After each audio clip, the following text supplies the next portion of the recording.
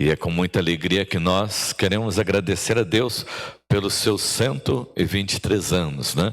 Sábado nós teremos um culto lá na igreja de Botucatu, né? Em gratidão a Deus, através do presbitério, pela nossa igreja. Estaremos conversando, anunciando para os irmãos, depois conversando durante a semana como é que nós vamos para lá. Se arrumamos uma van, um ônibus, ou se vamos com os carros, mas nós não podemos deixar de estar ali em Botucatu, participando desse momento de celebração de ação de graça pelos 123 anos da nossa igreja.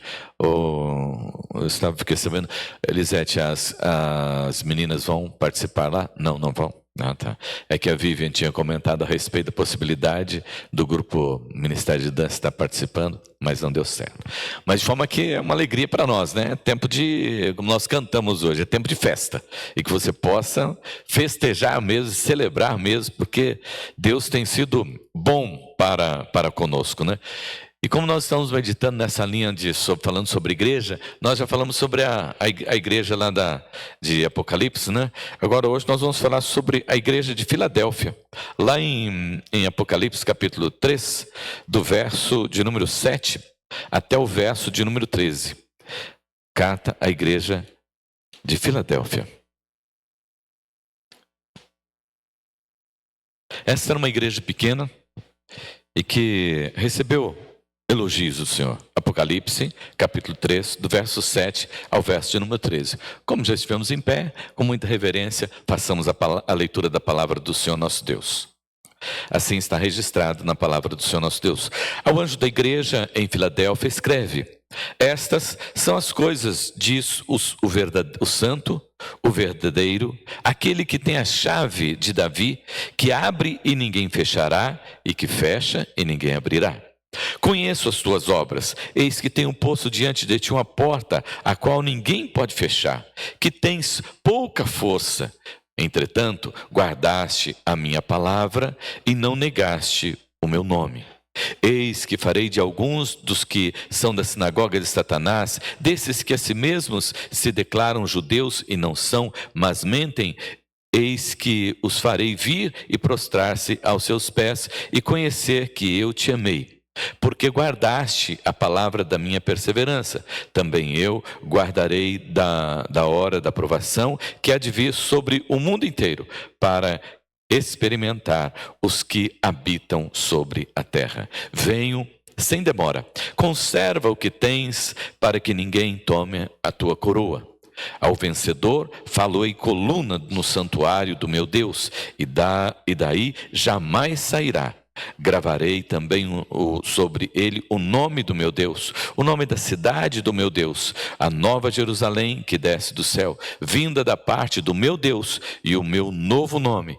Quem tem ouvidos para ouvir, ouça o que o Espírito diz às igrejas. Amém, amém, amém.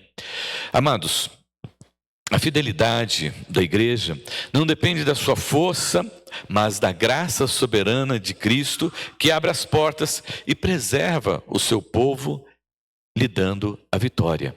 Então não depende, né, da igreja, depende tão somente de Cristo. E como nós lemos hoje nos Salmos, e a pastora Juliana até observou, né, que nós falamos hoje sobre a fidelidade do nosso Deus nos Salmos. Deus é fiel a nós. E nós, como igreja, temos sido fiéis ao Senhor, o nosso Deus. O Senhor tem a sua forma de olhar para a igreja, e nós temos a nossa, né? E nós vivemos numa época em que o sucesso da igreja costuma ser medido por número, por estrutura, né? Por orçamento, por influência, por visibilidade, né? E é mais ou menos assim, né? Quantos membros tem lá na sua igreja, né? Quantos seguidores tem a sua igreja, né? Qual é o orçamento lá da sua igreja, né? Quantos projetos a sua igreja desenvolve, né? Essa é a forma que nós analisamos. Mas o Senhor não analisa a sua igreja desta forma, né? Aqui, pelo que nós observamos nas cartas que ele escreve às igrejas da Ásia, né? Ele olha de outra maneira para a igreja. A igreja de Filadélfia não recebe elogios por possuir grandes recursos. Não, de forma nenhuma. Porque ela não tem nenhuma influência política, ela não tem nenhum reconhecimento social, ela é uma igreja simples. Muito pelo contrário, o Senhor olha para ela e diz: vocês têm pouca força. Se alguém olhasse para você e dissesse assim: você tem pouca força, o que você pensaria que a pessoa estaria querendo dizer para você? Dizendo que você é fraco? Mas essa expressão aqui, amados irmãos, indica uma igreja aparentemente frágil mesmo. Talvez fosse pequena em número, limitada financeiramente e sem prestígio. Mas essa é a igreja que recebe promessas maravilhosas do Senhor, o nosso Deus. Essa igreja nos ensina, amados, que Deus não procura comunidades que impressionam aos olhos do homem, aos olhos do mundo, mas a comunidade que permanece fiel ao Senhor, nosso Deus, e à sua palavra. Mesmo em meio às dificuldades, não desiste. Essa é uma verdade, amados irmãos, que percorre toda a Escritura. Deus escolheu Abraão. Quando Abraão era um peregrino, ele estava caminhando, né? E o Senhor disse para ele: sai da tua terra e da tua parentela. Chamou Moisés, e quando Deus chama Moisés, nós vemos a insegurança que Moisés tinha quando Deus o chamou e falou para ele voltar lá para o Egito. Ele diz: ah, Senhor, eu? Sem chance, Senhor.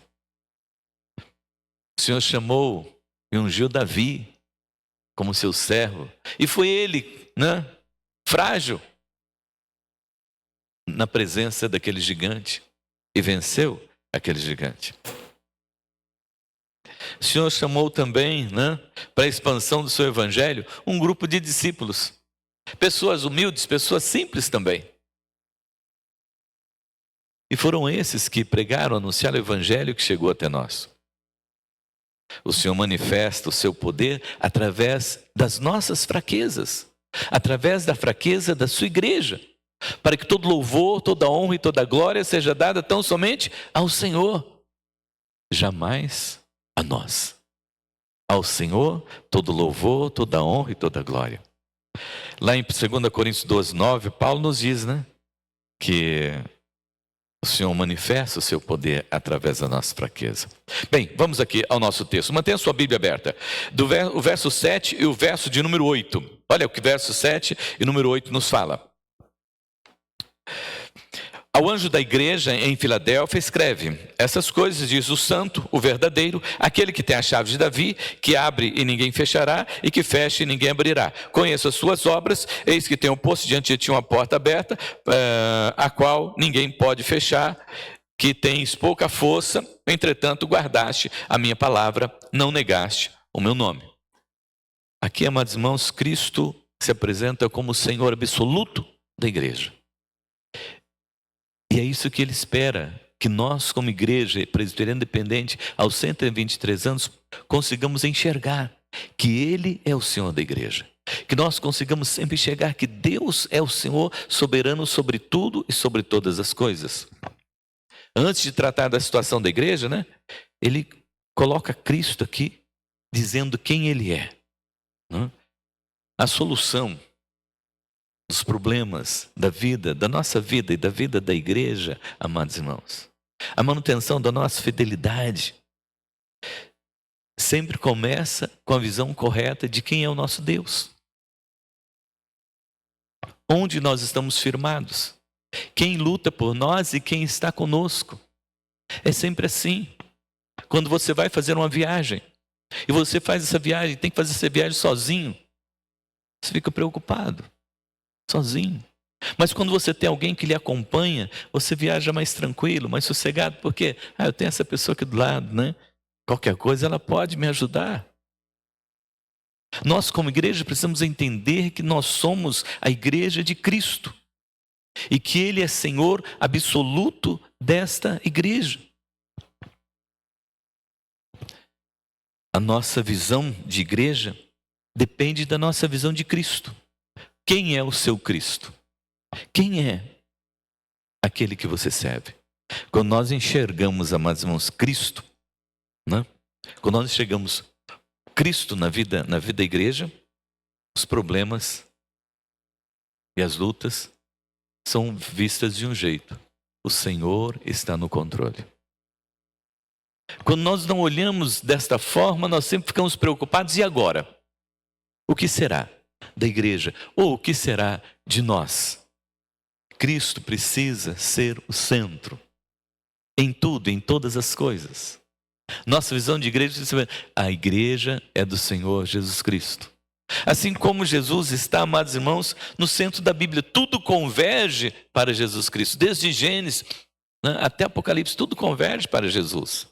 E Jesus precisa continuar sendo o centro. Para que nós saibamos com quem nós estamos caminhando, quem nos chamou, quem nos trouxe e quem nos conduz. E segundo as promessas aqui dessa carta, nos conduz para a vida eterna. Então vamos dar uma olhadinha no que nos nomes que ele diz a respeito de Cristo Jesus aqui. Ele diz aqui, ó, assim diz o santo. A palavra santo aparece mais de 600 vezes na Bíblia. No Antigo Testamento, santidade é atributo que distingue Deus de toda a criação e diante de todos os outros deuses. Só Ele é santo. Lá em Isaías 6, quando o Senhor aparece para o profeta, o Senhor não aparece para o profeta dizendo, poderoso, poderoso, poderoso está aqui. Não, ele diz para o profeta, santo, santo, santo, santo é o Senhor dos exércitos. A santidade é um atributo, amados irmãos, que resume todos os demais atributos de Deus. Cristo é absolutamente puro. Ele nunca pecou, Ele nunca errou, Ele nunca mudou, Ele é o mesmo de eternidade a eternidade. E quando Jesus se apresenta, amados irmãos, como sendo santo, ali para essa igreja de Filadélfia, Ele afirma a sua plena divindade. E que quando Ele veio 100% Deus. E 100% viveu homem também. E Ele é o Deus que está entronizado acima dos querubins. A sua santidade significa que os seus juízos são perfeitos. Suas promessas são confiáveis. Pode confiar no Senhor. Sua igreja também é chamada a uma vida de santidade para expressar Deus sobre a face da terra. No tempo em que nós estamos vivendo, amados, esse mundo, né, que tem uma cultura relativizada, né, que caminha ao lado do pecado, mas Cristo continua sendo Deus. Isso significa, amados irmãos, que a igreja não pode negociar o verdadeiro e nem adaptar o seu evangelho. Pedro, ele diz, sede santos porque eu sou santo. 1 Pedro 1,16. Paulo, nós estamos até estudando, né, aos Filipenses, mas eu vou citar aqui 1 Coríntios 11, 1. Paulo diz, sede meus imitadores, como eu sou de Cristo. O santo de Deus. A missão da igreja nunca está separada da santidade de Cristo Jesus. Na vida da sua igreja, em nossas vidas. Uma igreja só pode ser verdadeira se ela tem Cristo como santo, digno de todo louvor, de toda adoração. Em segundo lugar, ele fala a respeito que Jesus Cristo é o verdadeiro. Neste mundo em que nós vivemos, né, é o mundo da pós-verdade. Né? Por quê? Cada pessoa cria a sua própria verdade. E nós vivemos de narrativas. Cristo afirma exatamente o contrário aqui. Ele não apenas ensina a verdade, mas Ele é a verdade, Ele é o verdadeiro. Toda falsa doutrina cai por terra diante da palavra do Senhor nosso Deus. Todo relativismo, né, que nega a verdade absoluta é desmascarada pela palavra do Senhor nosso Deus. Uma igreja fiel nunca negocia a palavra do Senhor nosso Deus para agradar a pessoas ou para agradar a este mundo. Lutero disse: minha consciência está cativa à palavra de Deus. A palavra verdadeira, amados irmãos, não significa apenas que Cristo fala a respeito da verdade. Significa que Ele é a verdade. E todas as promessas apontam para isso. Ele diz lá em João 14,6: eu sou o caminho, a verdade e a vida. E nós precisamos crer nesta palavra, desta forma, amados irmãos, para não negociarmos de forma nenhuma. Esta semana nós levamos um golpe muito forte, não é? Que chocou toda a comunidade das igrejas reformadas. Quando a IPU, a Igreja Presbiteriana Unida do Brasil, decidiu abraçar a comunidade LGBTQ e APNQ+, né? E se abrir para esta comunidade. Isso é fruto, amados, do relativismo desse tempo em que nós estamos vivendo, que nos assusta, que nos incomoda, mas é esse tempo que nós estamos vivendo. É bom lembrar os irmãos que a Igreja Presbiteriana Unida, né, tomou essa decisão, mas ela não tem nada a ver com a Igreja Presbiteriana Independente do Brasil e com a Igreja Presbiteriana do Brasil. São denominações independentes. A decisão de uma não interfere na outra e não influencia a outra. Cada uma tem as suas decisões. Oremos para que Deus esteja cuidando desses nossos irmãos, que, em teoria, deveriam ser uma igreja reformada, né? Tempos difíceis. E lembremos que não é a igreja que define Cristo, mas é Cristo que define a sua igreja. Por isso, o Senhor olha para a igreja de Filadélfia e consegue ver lá naquela igreja que Ele diz que ela é uma igreja, né, que tem pouca força, mas que tem procurado viver e ser fiel ao Senhor, o nosso Deus. E por isso ela é elogiada. Também ele diz que esse que é o santo, o verdadeiro, é aquele que possui também a chave de Davi, em terceiro lugar. Então, ele é o santo, ele é o verdadeiro e é aquele que possui a chave. Aqui, amados irmãos, está, vamos dizer assim, o coração dessa carta. Esse texto nos remete a Isaías capítulo 22, o verso 20 ao 23. Vou pedir que você me acompanhe nessa leitura. Isaías, capítulo de número 22, o verso 20 ao 23.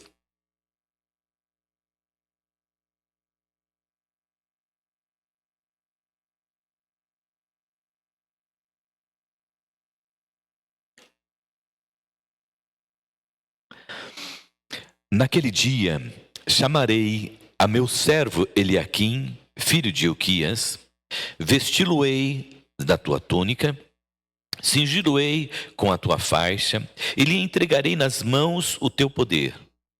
E ele será como pai para os moradores de Jerusalém e para a casa de Judá. Porém, sobre o seu ombro a chave da casa de Davi. Ele abrirá e ninguém fechará, fechará e ninguém abrirá. Fincá-lo-ei como estaca em lugar firme, e ele será como um tronco de honra para a casa de seu pai. Neste texto, amados irmãos, Eliaquim recebe autoridade e poder para governar Jerusalém e também Judá. Agora, aqui, Cristo declara possuir definitivamente esta chave. O que significa? Eu me referi lá naquele texto e aqui agora com Jesus. Parece como nós compreendemos tudo aquilo que o Senhor estava entregando por intermédio do profeta Isaías a Eliaquim, também é o Senhor o nosso Deus. E nós precisamos vê-lo desta forma, que é aquele que governa a história, que governa as nações, que governa a igreja, que governa a missão da igreja e que traz salvação ao seu povo. Esse é o nosso Deus, esse é o nosso Cristo, aquele que cuida da sua igreja, aquele que tem a chave. E não adianta nós queremos abrir alguma porta como igreja, ou pensar que nós podemos fazer alguma coisa. Tudo depende de Cristo Jesus. Às vezes nós temos vontade, até queremos, e achamos que podemos, mas o Senhor está dizendo, olha, eu sou o santo, eu sou o verdadeiro, e eu é que tenho as chaves. Somos desafiados, amados irmãos, a orar e a confiar no Senhor. Nós não trabalhamos e nem oramos, amados irmãos, tentando convencer Deus. Porque Deus já estabeleceu os seus planos e os seus projetos. Nós trabalhamos e oramos porque Deus já está no governo, já está à frente da igreja. Nós só precisamos nos colocar na brecha para fazermos a sua vontade e o seu querer. Deus não está esperando que você tenha um plano, que você tenha um projeto. Não, você só precisa obedecer e seguir como servo dele. É Ele que abre todas as portas, é Ele que fecha as portas.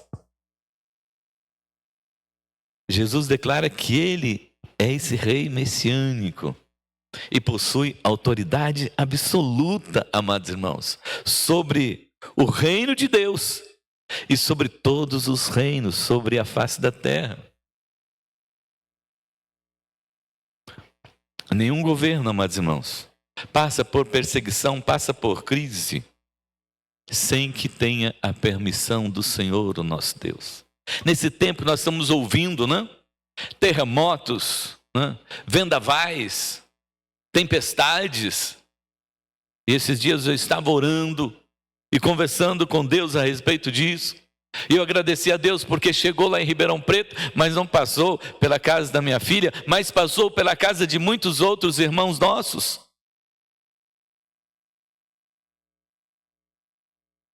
Mas Deus continua no controle. Ele continua no controle. Estamos vendo hoje também, amados irmãos, em relação à igreja, em relação ao povo de Deus, muitas perseguições em vários países. Aqui no Brasil, eles têm prendido pastores por aí, sim. Aí fora estão sendo presos e muitos estão sendo mortos. Mas ainda assim, amados irmãos, a igreja segue o seu rumo. E nada pode impedi-la, e nada pode segurá-la.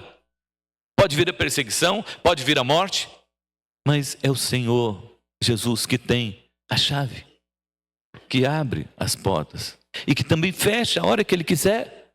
Nós só precisamos caminhar confiando no Senhor. Em segundo lugar, amados irmãos, porque é esse Cristo que fortalece a igreja.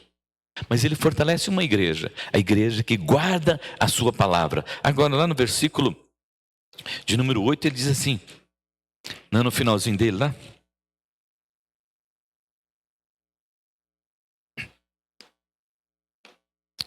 Pega lá.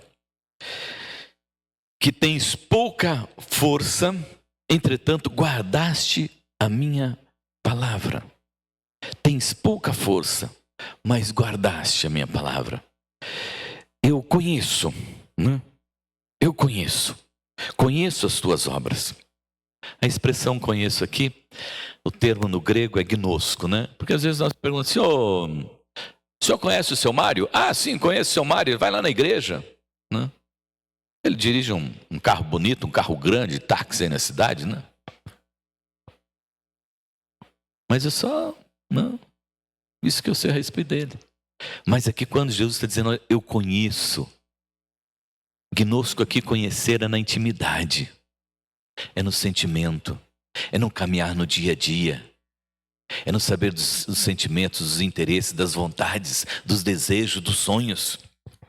E é isso que Jesus está dizendo, olha, eu conheço todos vocês. E Cristo, amados irmãos, não conhece apenas as nossas obras visíveis, mas também Ele sabe das nossas lágrimas, Ele sabe do nosso cansaço, Ele sabe dos nossos sentimentos, da nossa fidelidade, das nossas lutas ocultas, nossos problemas. Ele conhece tudo. E a Bíblia diz que Ele sabe das nossas palavras antes que elas cheguem nos nossos lábios. Ele já conhece todas.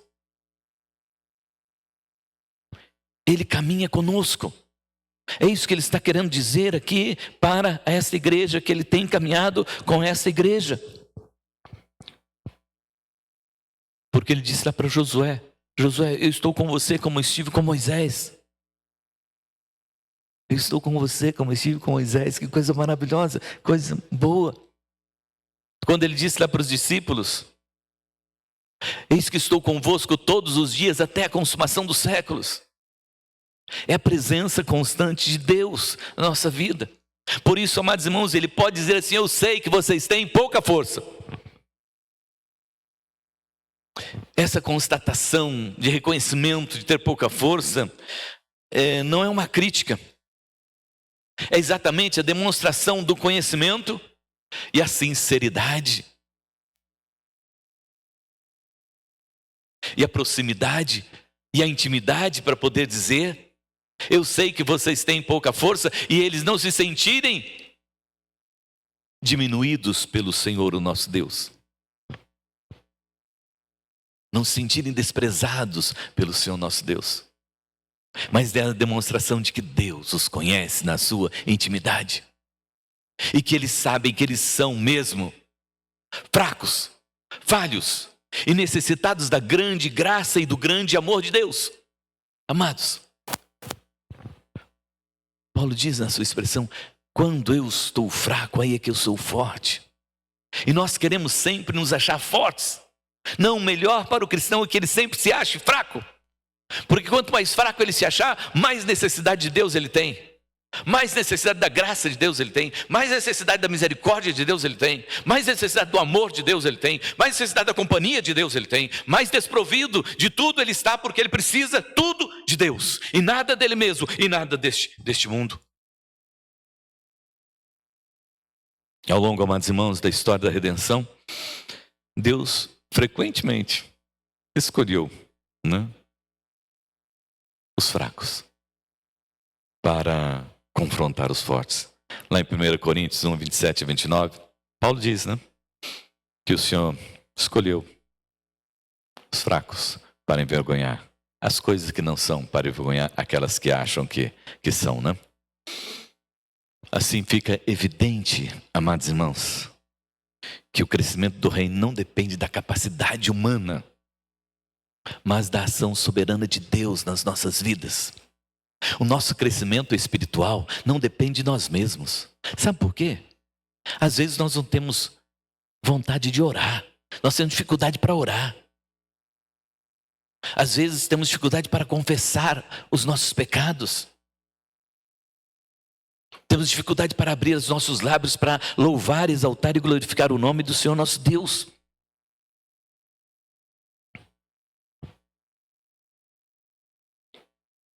Nós dependemos da ação sempre do Espírito Santo de Deus. Não é a força da igreja, não é o seu poder financeiro, não é o número de membros, mas a fidelidade no trabalho que o Senhor vê. A tua fidelidade. Às vezes estamos caminhando no nosso ministério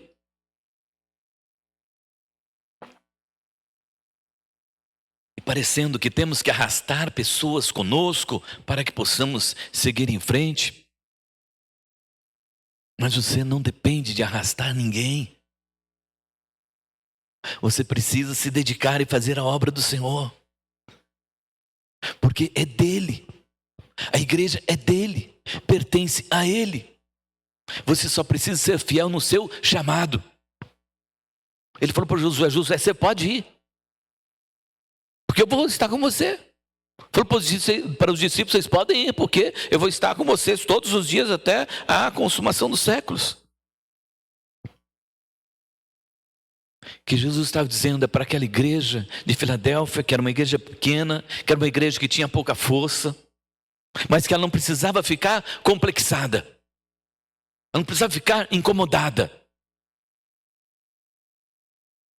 Porque a pergunta que Jesus faz para nós, como igreja, não é: em quantos vocês são? Quantos frequentam os cultos lá? Mas ele pergunta assim: essa igreja é uma igreja fiel ao Senhor? Seus membros são fiéis ao Senhor, o nosso Deus? São fiéis à sua palavra? São fiéis nos seus compromissos, nos seus ministérios, na dedicação ao Senhor?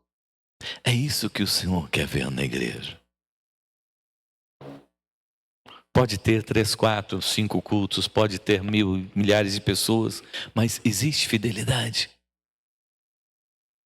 É esta a igreja que o Senhor olhou e elogiou e assumiu compromisso com ela. Temos cumprido a missão que nós recebemos do Senhor como igreja? E de pregar o evangelho, ser fiel até a morte, dar-te a coroa da vitória. Você tem sido fiel ao Senhor no seu chamado? Em segundo lugar aqui, amados irmãos, a partir do versículo de número 9, né? Eis que farei que alguns que são da sinagoga de Satanás, desses que a si mesmos declaram judeus, não são, mas mentem. Eis que farei vir e prostrar-se aos seus pés e conhecer que eu te amei. Porque guardaste a palavra da minha perseverança, também eu te guardarei na hora da provação que há de vir sobre o mundo inteiro, para que experimenteis, para experimentar os que habitam sobre a terra. Aqui, amados irmãos, é um momento muito especial, porque o Senhor fala a respeito do conhecimento deles, a respeito da palavra do Senhor nosso Deus. Vocês guardaram a minha palavra e não negaram o meu nome. Final do versículo 8, né? Não negaram o meu nome.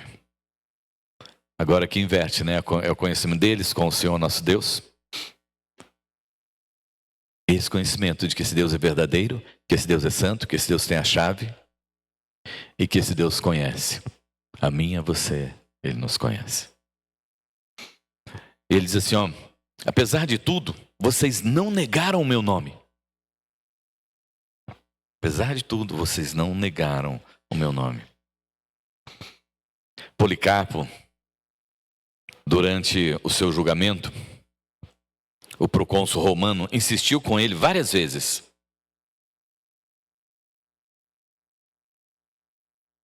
Insulte a Cristo, que você não vai morrer. Blasfeme contra Cristo, que você não vai morrer. E ele ia ser colocado dentro de um lugar ali, ia ser assado ali dentro. Ele diz assim, ó: há 80 anos, há 86 anos, eu tenho sido servo e ele nunca me faltou.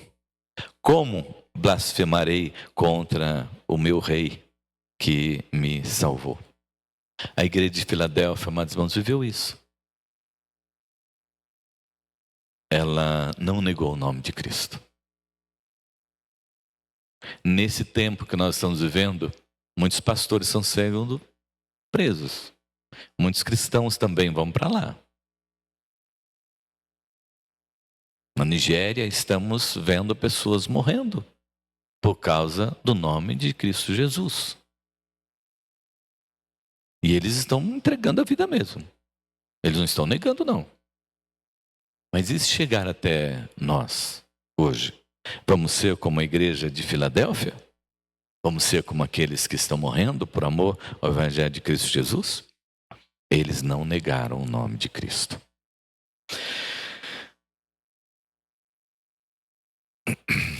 Seguindo aqui,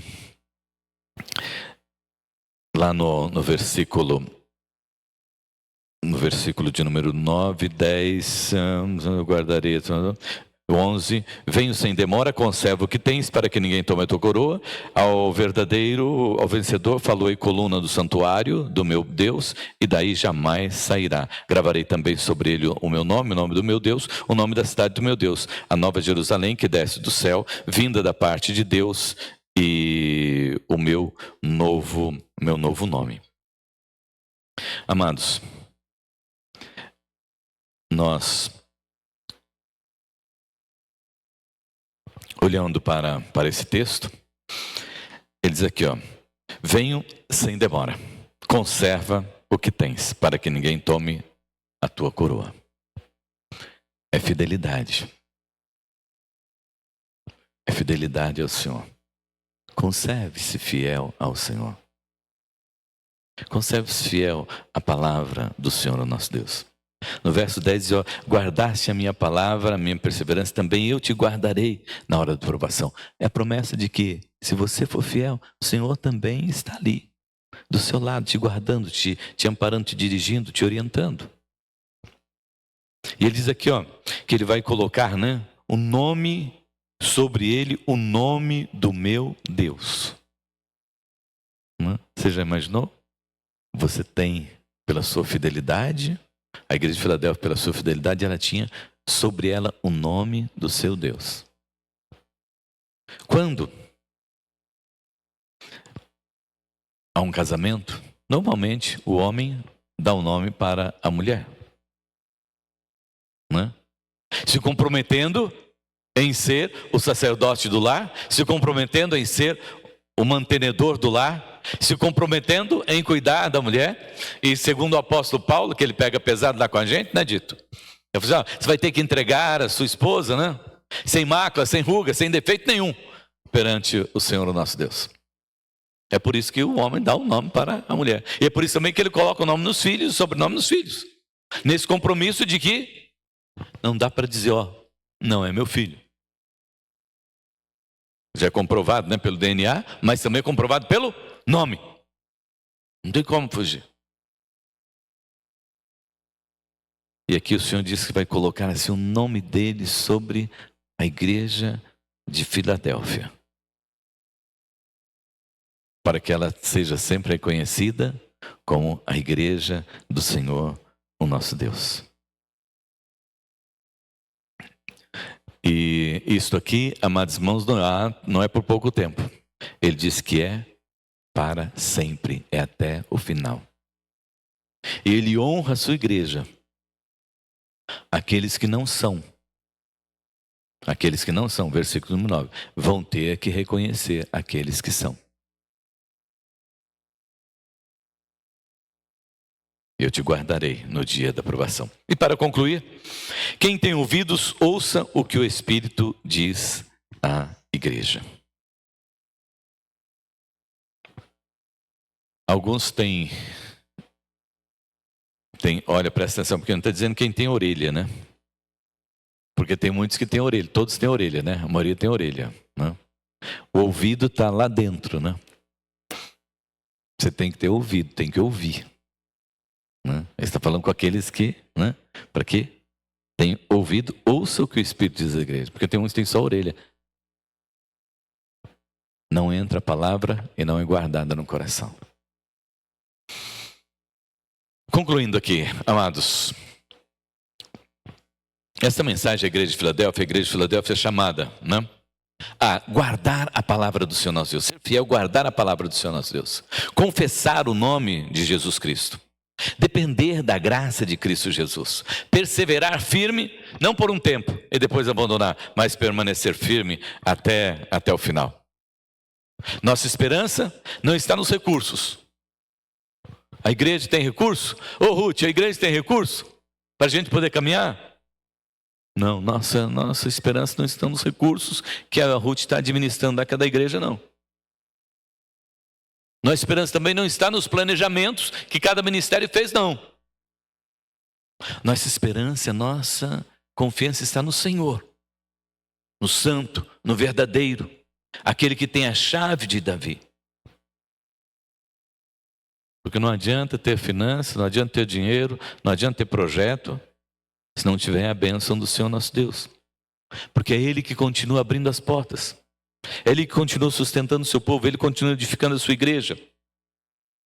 E no tempo determinado, nos conduzirá à nova Jerusalém celestial. Amém? A igreja de Filadélfia nos ensina que a maior necessidade da igreja nunca foi ter recurso. Mas essa expressão é que fica de Jesus para essa igreja. No versículo número 8. Vocês têm pouca força. E a nossa esperança está no Senhor. Porque nós não dependemos das coisas deste mundo, mas somente do Senhor. Maior necessidade, amados irmãos, sempre foi e será para nós permanecermos em Cristo. A igreja que guarda a palavra vive debaixo da autoridade de Cristo Jesus. A igreja que confessa o nome de Cristo Jesus experimenta portas abertas para a missão. A igreja que persevera recebe a promessa da salvação e da vida eterna. Enquanto muitos estão procurando igrejas poderosas aos olhos do mundo, Cristo procura uma igreja fiel à sua palavra. Feche teus olhos. Eu não sei qual tem sido o seu compromisso e nem como você tem cumprido esse compromisso diante do Senhor, o nosso Deus. Mas eu gostaria que você olhasse para você nesta noite.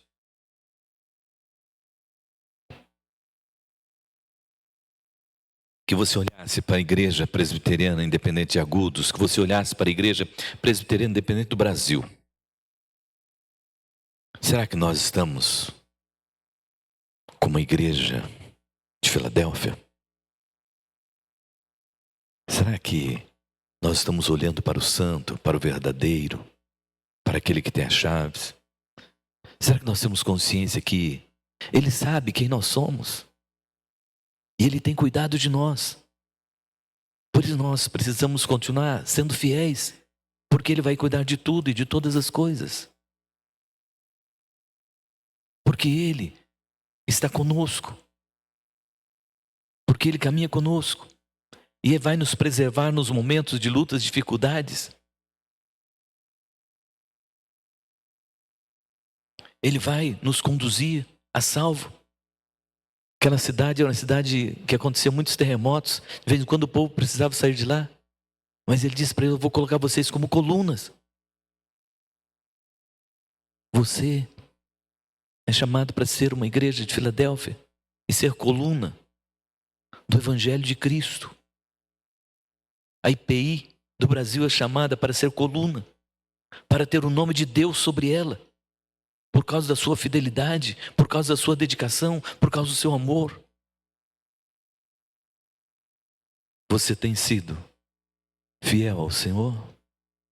Ó Deus Todo-Poderoso, Pai eterno e maravilhoso, nos colocamos aqui diante do Teu altar nessa noite, olhando, Senhor, para o santo, olhando, Senhor, meu Deus, para o verdadeiro, olhando, Senhor, para aquele que tem as chaves, olhando, Senhor, para aquele que nos conhece, olhando, Deus, para aquele que promete nos amparar e cuidar de nós, olhando para o Senhor, que é o autor e consumador da nossa fé, Pai, e que nós declaramos aqui nessa noite, através dos nossos louvores, que nós o entronizamos, Pai, e que nós declaramos que o Senhor é Rei, não o Rei do mundo, Senhor, mas o nosso Rei, o nosso Senhor, o nosso único e suficiente Salvador em Cristo Jesus.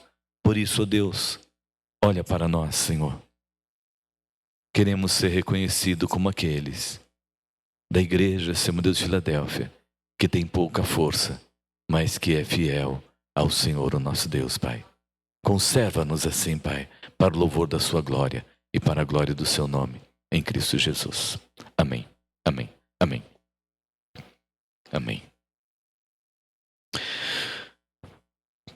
Que você tenha uma semana muito, muito abençoada e que esta palavra possa